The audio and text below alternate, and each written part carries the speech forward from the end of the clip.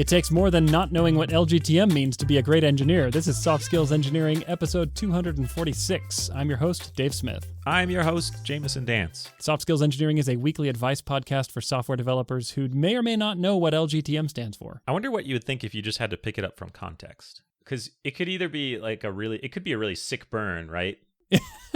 You put in a pull request, someone says LGTM, they don't say anything else to you. No one else comments. Like, oh, who did I offend? Losers go to Massachusetts. What? I like this one from our Soft Skills Engineering Slack. Leaving, goodbye, try Monday.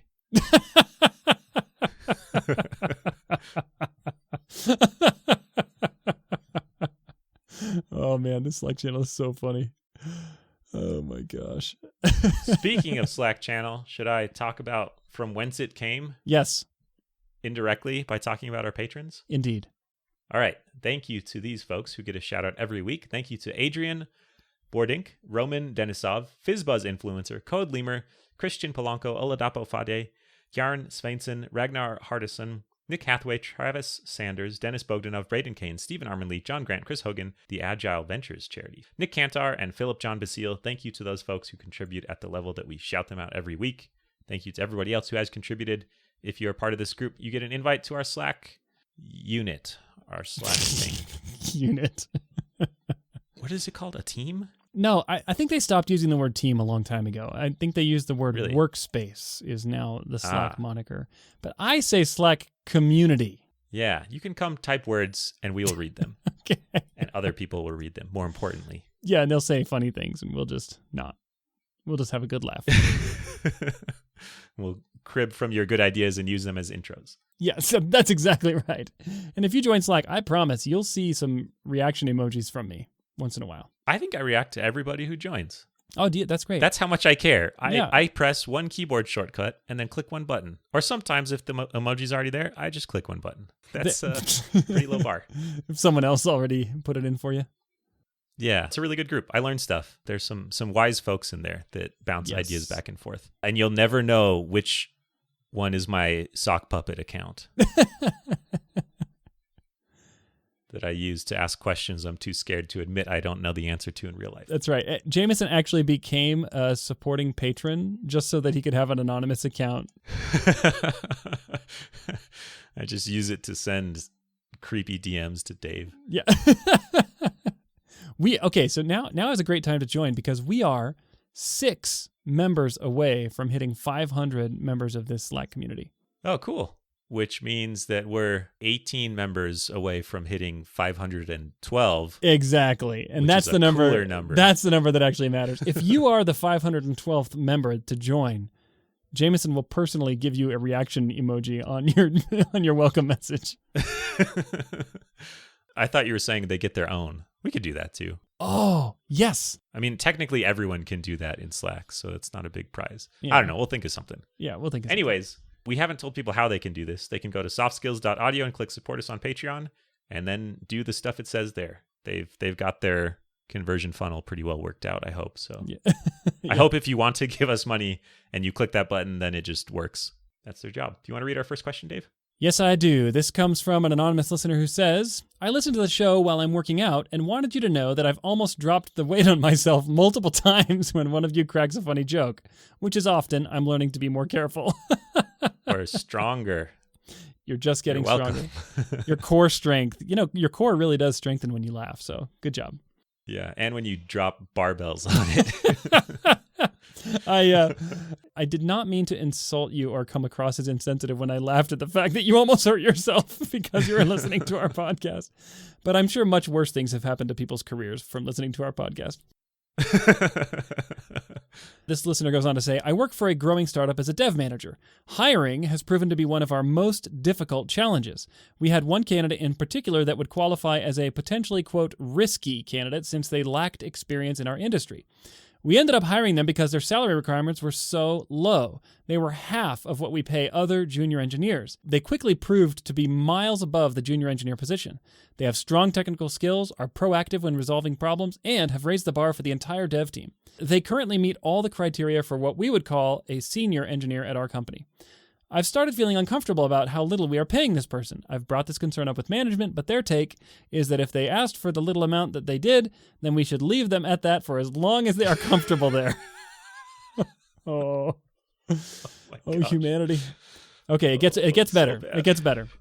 The part that takes this to a whole new level of humanitarian concern for me is that in passing, I found out that this person is trying to get approval for adoption, and that is why they had to leave their consulting background and settle for a salary job. I'm familiar with the adoption process, and if we were paying them what they were actually worth, or even 25% closer to that number, the entire process would be different for them.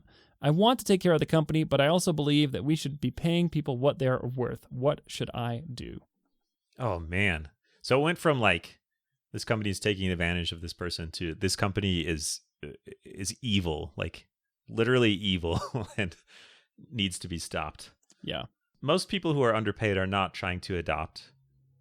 So hopefully this advice is general to situations where it's not just that you need it to help another human. It's just that you're not making what you're worth. Yeah. Adopt this person and then give them an allowance. An allowance. Yeah. You're now my child. Here's your allowance. Yeah. It's $10,000 a quarter. So, I mean, the company is clearly dumb and wrong, right? Like, okay. It sounds like they're saying it's for their own good. They're more comfortable at this level. Yeah. We wouldn't want to upset them. I wouldn't want to give them any discomfort. They would pay a higher income tax rate, so it's like they would have less money, actually. Oh, yeah, for sure. They would not qualify for food stamps anymore. Like, more money, more problems. Yeah. I mean, think of all the problems. Look, they might have to start, they might not qualify for Roth IRAs. I mean, we don't want to get them anywhere near that. This would be bad for them in the long run. Keep their life simple. Yes.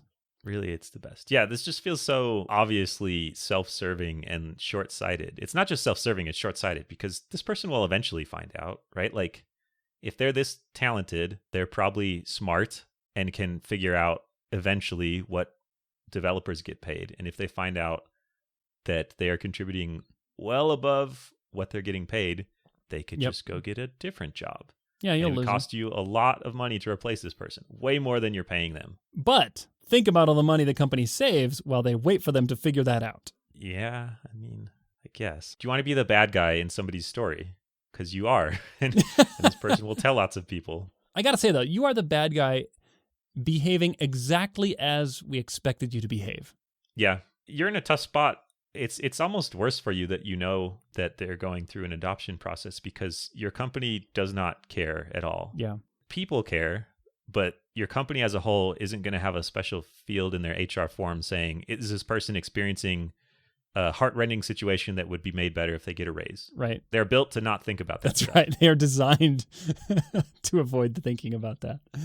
So it used to be you worrying about fairness, but now it's now you worry about fairness and like very deep impact on their family. Yeah. I don't know. This is where I would like trip and drop a sheet that listed everyone's anonymized salaries or something. Like, oh, what have I dropped? Oh, yeah. I'm having trouble reaching down to pick that up. Could you get that for me? Oh, hold on. I'm getting a phone call. Just hold that paper for a minute. Right up to your face.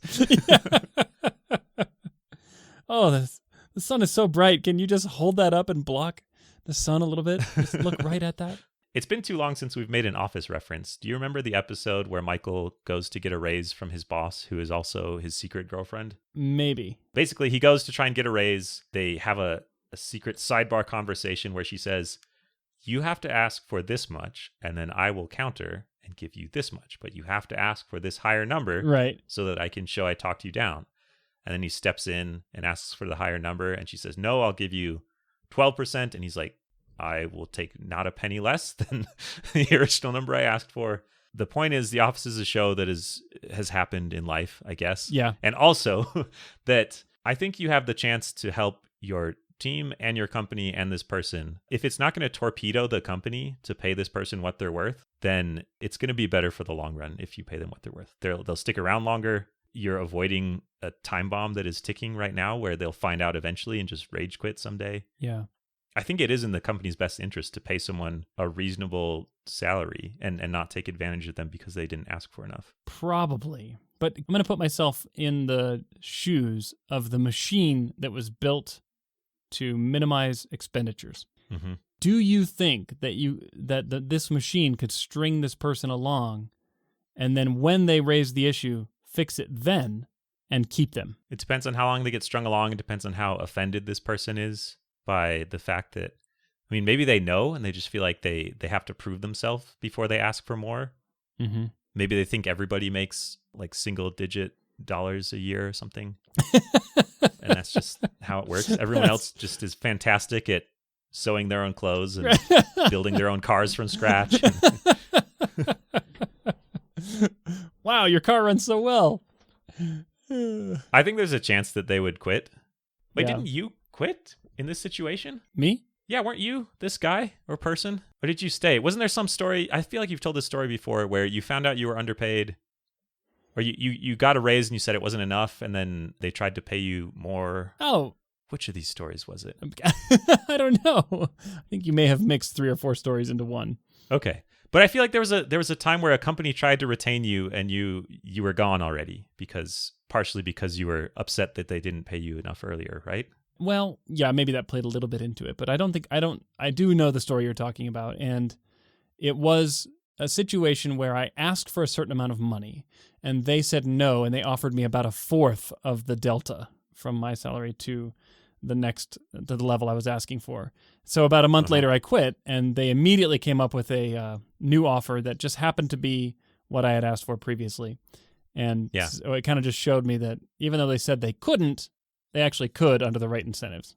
So I don't know about adoption. I assume that there's some incentive to show stable employment. So there might be a problem with switching jobs that this person doesn't have that option. Yeah, it could be. Good news, just like the employer doesn't care that this person's trying to adopt someone so that they don't have to pay you more, they also don't care that this person is trying to adopt someone, so you're not actually going to take a competing offer from another company. Like, you could just go out and interview and get an offer and then try and use that to negotiate. Yeah, that's one thing. Now, man, it's really a bummer. I know how much you love that. Oh, the slime ball technique? Yep. I'm starting to hate that less and less. It's just so darn effective. You're fighting slime with slime. In this case, definitely, right? Yeah, this is such a complicated situation. There are so many variables here where if you just removed one of them, it would be so much easier. Like, for example, if the adoption thing weren't on the table, easier situation. Yeah, just go get a job. Maybe it's the one you still have, but they pay you more. Right. If this person who's asking wasn't a manager, easy situation. But now this person is aligned with the machine that's causing the problem. Yeah, it's rough. I mean, I feel like you have to make the financial case for why it makes sense to pay them a going rate. Salary adjustments are a thing that companies do sometimes, and it's a time bomb that's going to go off someday. It will, and you do have a risk there, and it will be, if they choose to leave because they find out how egregiously underpaid they've been, then it will definitely cost you a lot more than you've saved, is my guess. And you could probably make that case. It's very expensive to hire people. I've been holding this thought in my back pocket, and I didn't want to say it, but I think I will. If you weren't a manager, this would be an easier course of action to pursue. But since you are, this is kind of in conflict of interest territory, but if you feel really strongly about this, here's what I would do. And even just saying this out loud, I don't know if I would do that. But you kind of made a joke about dropping salary information in front of them. Mm-hmm. I would go to them. And one option you could do here is go to them and say, look, you are severely underpaid, and here's how much you need to be making to be on par with where you're performing. The only way to get this money is to threaten to quit. And if I go to management and say, I have a flight risk here, I risk losing this person unless we pay them X right now. They're ready to go to another company. That's the only way, right? And so let's work on that together, and maybe you do this off the record. I don't know. See that, just even saying this out loud, you could get fired for doing that as a manager. And that's why this is such a complicated situation. Yeah, you could. I'm pretty sure sharing salary information is legally protected in the United States, though. So they would have to tell you it was for something else, I guess, which is not impossible. But I don't know. I feel like I like making people happy, and companies are not people. So I would be more inclined to try to suggest to this person that they are underpaid, and here's some escalating sequences of actions that they could take to try and rectify them. it is a lot easier to get a raise if your manager really, really, really believes that you're worth it. Yeah. I was a little unclear whether this person actually reports to the question asker or if it's like someone that was hired on another team. But if they report to you, I think that also makes it hard. But at the same time, easy. Why? Because, I was going to say... Yeah, you're supposed to go to bat for him. But if it was some other team member, you could do the surreptitious thing a little bit better. Yeah. That is such a tricky line to walk. But I do think they've already gone to management and said, I want to pay them more, and management has straight up said no. So now you don't have that option. That's off the table. We should leave them there for as long as they're comfortable there. That's just such a soulless phrase. Yeah, as long as they are comfortable. Doublespeak, yeah. They're comfortable. Don't disturb their comfort. I don't know. I mean, quit your job always applies, so that's the universal answer. You could quit this job and go get a different one where you don't have to work with somebody who's dramatically underpaid. Mm-hmm. I don't know. I think it would be worth... Well, I was about to say, I think it'd be worth raising the issue more strongly. Yeah. But then the risk there is if you raise the issue more strongly with management and they still say no, and then mysteriously this person comes in and says, hey, I found out I make half of what all the other junior engineers make. There will be some pointed looks going towards you. Yes. Yes. Oh. Yeah. How did you find this out? Yeah. So I think you have to go one track or the other. You have to either go all in on convincing management to pay this person more, or you have to go under the table. And I think if you go all in, one option you could do is you could play the finance card like you just described, which is basically this is financially not in our best interest to do this, to keep them low. Or you could try to appeal to their humanity and say, you are a bunch of scumbags for paying this person so little. You know they're worth more, and you are extorting labor from them, and just try it. In my experience, that approach, you win more, you catch more flies with honey than vinegar. That's one of those, but it could work if you've already tried the other approach and it didn't. The other one is, this is potentially a wild success, right? This is a person without a ton of experience. They started at a low rate to make up for the fact that it was a risky hire from the company's part. Yep. And then if this ends up as, right now it's half of a good story where they succeeded wildly and the company is the bad guy and is taking advantage of them. If it turns out to be a pipeline to success, then that's a thing you can use for recruiting. Like that's a thing a ton of companies are looking for. How do we identify junior developers or junior engineers and bring them in well? And if you don't adjust the compensation of this person, it turns into more of a predatory thing of like, how do we take advantage of these rubes or these people that don't have a lot of options? Yeah. And I'll tell you, that technique, the first one you mentioned, the success story turned good, that does work. I've seen that work where you can go to your company and say, this person, they were a risky hire. We took the risk. It paid off. We got them for cheap for a long time. They've de-risked the situation. Now we need to bring the compensation up to account for that de-risking that took place. And by the way, to hire someone who's pre-de-risked, in other words, who walks in with the pedigree and the credentials, we'd have to pay them a lot more than we're going to bring this person up to. So the replacement cost is high. And I think that should work. And if that doesn't work, you might want to consider a new employer because you work for scumbags. Yeah. Especially given that this is a well-funded startup that's in like hyper-growth mode. This money means nothing to the company, the amounts we're talking about here. Wait, why do you know it's well-funded in hyper-growth mode? Oh, something I edited out was that it's a well-funded... Okay. Yeah. Oh, yeah, that totally changes it. Yeah. If they have a fridge full of startup water that costs more than this person's salary, then you got to tip that fridge over in a rage. That's the only option. Like, yeah, if they have money, this is what it's for. It's not for their hammock, beanbag, chair, massage combination things. A hanging beanbag massage chair. It's the ultimate. It's the ultimate startup perk. That's how I know I've made it. Forget the corner office and the sky rise. Oh my gosh, that's so funny. All right, have we answered the question? I think so. Let's read our next question. Your turn, I think. I will read it. This is from an anonymous listener. I recently joined a new company. Hooray! And even more exciting, I'm engaged. Double hooray! Previously, I've focused heavily on my career progression and decided what a good job for me was based on my selfish reasons, like more pay. Now my priorities are shifting towards family first, and I've been looking into any parental benefits the company may offer. Unfortunately, there are none. Is it worth looking around for a company that will provide better parental benefits and childcare days? Huh. Congratulations on your new job and your, I guess they're not new, your new relationship with the same person that you've had a relationship with before. Your new level of commitment. Congratulations on your upcoming wedding. That's right. Yeah, that's cool.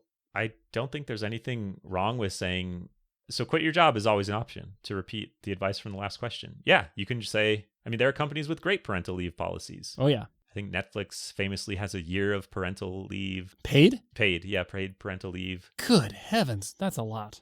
It is. My company has 12 weeks, which sounded like an outrageously large amount of time until I used it, and then seemed like a good amount. Yeah. Yeah, I mean, I think expectations are changing a little bit, and companies are starting to use these to incentivize and attract talent, not just because the government said they had to, or I don't know, somebody like a high enough person in the org chart wanted parental leave or something. Like I think the momentum is behind this. So I don't think it's wrong for you to say, yeah, I want this, and you don't have it here. But another option besides quitting your job is turn this job into a job that has parental leave. You can push for this stuff. Okay. Someone usually does when it first starts, right? Like they don't have leave, then they have it. Something had to happen. So this could be you. You could be patient zero on parental leave. You could be patient zero. It depends a lot on the culture of the company, and you might be opening yourself up to a lot of risk. If you work at a horrible place and say you're a woman who's pregnant or something, we don't know the gender of this person, but if they're evil, then they'll say like, oh, we can't have a woman who has a baby because then she'll quit and not want to work here anymore and it'll be a waste of time. So you might find out some values from your company very clearly. Right. It's a great way to get a clear picture of what your company actually wants to do. And it's like you can't ask someone, are you evil? But you can say, will you give me parental leave, and then see how they react. Yeah, and if they say no, because it wouldn't be worth it, because then you'll quit afterwards, because that's what we think moms do. Then you say, what about now? What if I quit now? Yeah, they're out there. They're definitely out there. By they're out there, I mean, well, evil is out there for sure, but good parental policies are out there. Yeah, and this is something that has changed a lot over the course of my career. So I've been in the industry now for about 20 years, depending on how you measure. And I had never heard of A, parental leave for fathers, first of all, and B, 12 weeks. That's a ton of time off. Now it's commonplace. In fact, most companies that I've seen recently offer that. And I had a lot of kids over the last 20 years, and I kind of feel like I'm owed something now. You're owed like teenager rearing leave or something? For my for one of my children, I think I took enough leave to go to the hospital with my wife, deliver the baby, and then went to work like the next day. Oh my gosh. Yeah. So, yeah, I feel like I'm owed something. Okay. Well, maybe this listener can tell you what company it's for, and then you can be the advocate for them. Oh, so I have to give even more now? Say, hey, I know I haven't ever worked for you, but just the universe owes me this leave, so I would like you to pay me to not work there for 12 weeks, and then I'll go back to not working there for free. Think of the bargain it'll be for you when I stop taking my parental leave. You'll save a ton of money. Yeah, I don't think this is wrong at all. I mean, life events happen, and they change priorities pretty regularly, and I think it's fine to say, I don't think you've made some solemn pact to stay at this job for forever, despite them not giving you what you feel like is important to you now. Yeah, definitely. So now, is it worth looking around for another company that will provide better parental leave? If you choose to do this, which I think is absolutely fine. I mean, it is like the theme song of our show to go looking for other jobs. If you choose to do it, try to find out the leave policy outside of the interview process. And let me explain what I mean by that. If your main motivation in changing jobs is all around work-life balance, and that becomes the main thing you talk about, the questions you ask all the interviewers is all about that, it can bode poorly for your prospects at that company. It can make you look like, I'm just looking for a job that I can come and not do, right? Yeah, I'm looking to not do a lot of work. Yeah. Will that be okay? Well, yeah. What kind of culture do you have in terms of not working? So try to find all that information out on the sidelines. before you dive in, and then you can just jump into the interview process and put your absolute best foot forward. And it's hard, though, because you want to ask these questions in the interview from actual people who work there and say, yeah, I know on paper that your company says you have a nice parental leave policy and childcare days, but do you actually take those? And that's a question you want to ask. Try to find another vector for asking those questions. Yeah, that's a good point. There have been a lot of unused parental leave days at companies across the world. So the policy and practice is important too. Yes. Yeah, I don't think it's ever a bad thing to have an insider at the company that you're evaluating for working there. Oh, yeah. But this is a very specific case of where it's really helpful, not just for recommending you, but getting this sneak preview inside it. Yeah. I had a friend put me in touch with somebody who had just come off of parental leave at a company, and they described both like how they approached taking it and also what the culture was around the company at it. And it left me with a very positive impression of like, yeah, this person took it. It was great. It was celebrated. It had no negative repercussions whatsoever in their work, and it had very positive effects on their life. And I feel like I would trust them to do that for me too if I went to that same company. Awesome. So that's the other universal advice besides quit your job is find someone who already works there so you can ask them questions and then use it to ask about parental leave. Yes. There's so much more than just quitting your job. Yeah. You have to do this first before you quit your job. I also wonder if in some ways remote is better for childcare and in some ways it's worse. It's better in that there's more flexibility, and it's worse in that they can blend together a lot more than they used to be able to. Where before, if you needed childcare and you had to go to an office, then you had to have daycare or send your child to someone else to watch. And now you can sort of try and juggle them both at the same time. And it sucks. And it's really hard, and you can't do them well and unless you're superhuman. So I think my point is you might think, oh, I can just work remote and take care of an infant. And if you can, then I look forward to you leading the country as president one day because you are pretty talented. You're unstoppable. It's going to be hard. Oh, that's another point. You look for jobs, selfish, more pay. You can just use money instead of your own time and pay someone else to raise your child. Like 1800s aristocracy or something. Yeah, the wet nurse or whatever. Yeah. Yeah. Your kid would just disappear until it could speak full sentences to you. Until it could support you with its own income. Exactly. Yeah, money can solve all problems. That's true. And it doesn't create any new ones. No. Well, we better tell our last question asker that. Yeah. I think their company thinks it's going to create a bunch of new problems for them. Yep. All right, have we answered the question? I think so. Good luck. This is a great question. These are two really interesting questions, actually, that I'm still kind of reeling over the other one. It's just, it's such a catch-22. Okay. We should stop answering questions. All right. I declare the questions answered. What can people do if they want their own questions answered, Dave? Go to softskills.audio and click Ask a Question. Thank you so much to everyone who's done that. We get so many questions, and we really appreciate every single one. We will eventually answer all of them. And if you want to support the show, go to softskills.audio and click Support Us on Patreon. We love you. Catch you next week.